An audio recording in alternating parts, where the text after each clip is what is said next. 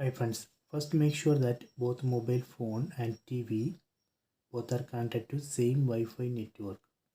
Here I have connected this TV to Wi-Fi network named BSNL 1. Here in the left side we can see I have connected this mobile phone to same Wi-Fi network BSNL 1. After that in TV go to settings, then select system, then select cast.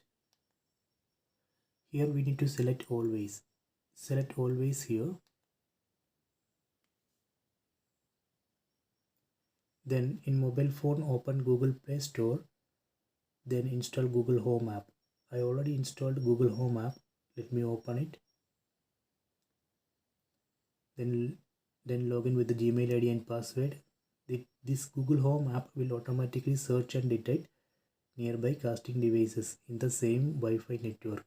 You can see it has detected my TV, bedroom TV. That is the name of the TV. Tap on that name. Then tap on cast my screen. Then tap on cast screen. Then tap on start now.